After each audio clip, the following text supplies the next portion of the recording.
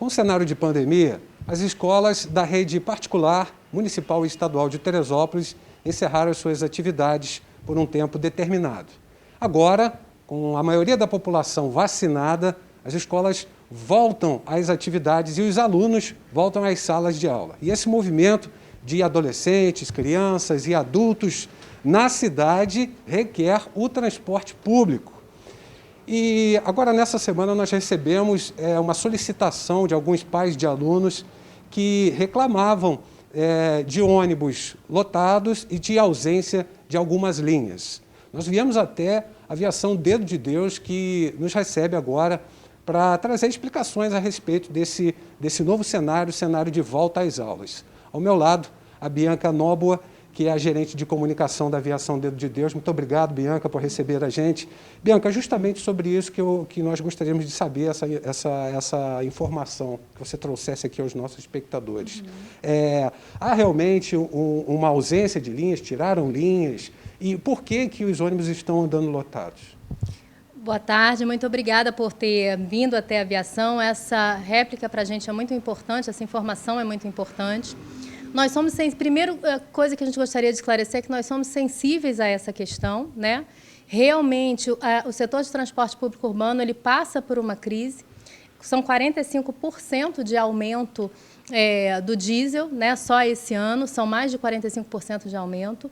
Então, assim, uma série de questões pós-pandemia impactaram a empresa. Então, eu acho que a primeira questão importante da gente esclarecer é que nós estamos juntos com esses pais também, entendendo como é que a gente pode resolver essa questão. Em função, né, a gente já entendeu que houve um aumento no diesel, a gente já entendeu também que nós tínhamos 6 carros, de 6 para 7 carros alocados anteriores à pandemia, que a empresa dava por liberalidade própria, ou seja, né, não havia nenhum pagamento, já que desde 2016, eu acho que é importante ressaltar isso, desde 2016 o Estado, na verdade, não ajusta esse pagamento, né? Mas a gente tinha mais fôlego, havia um equilíbrio financeiro para que a gente continuasse mantendo esses carros na rua, mesmo em negociação para que isso fosse ajustado.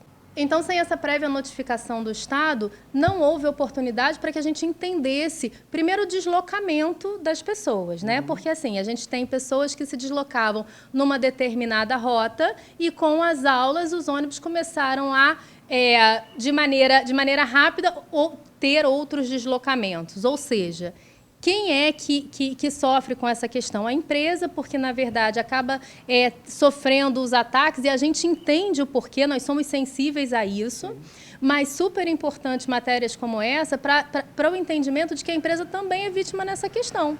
Ela, além de sem o recebimento, além de todos os impactos internos pós-pandemia, a gente, na verdade, ficou sem o entendimento de como não abalar a saúde financeira da empresa. E lembrando, quando a gente fala em saúde financeira, a gente também fala em impactos da cidade com relação à mobilidade, né?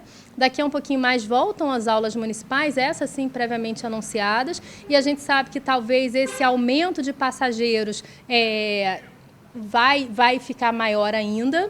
Sem a questão de um entendimento com o Estado, para que a gente entenda como é que a gente vai fazer esse equilíbrio financeiro, mais difícil fica ainda.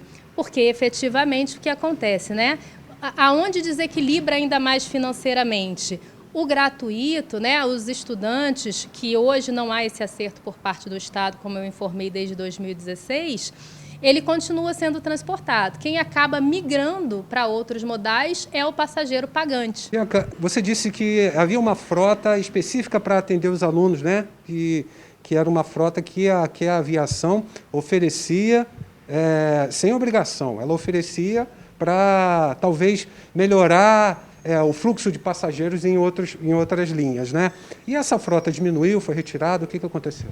Em verdade, essa frota ela foi acomodada para rodagem normal, né? Mas hoje a gente não consegue colocar mais especificamente para essa demanda dos colégios estaduais, em função do próprio desequilíbrio financeiro advindo através da pandemia. E a partir daí, já entendendo todo esse problema, a gente também aqui, como imprensa e o espectador, com a sua explicação, vai conseguir né, entender o que vem acontecendo.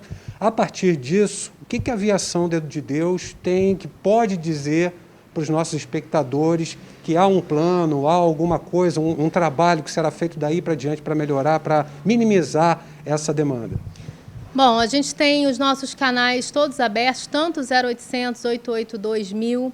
A gerência de comunicação está absolutamente aberta. Para algumas pessoas eu tenho cedido, inclusive, meu celular pessoal, para que a gente possa ter essa interação.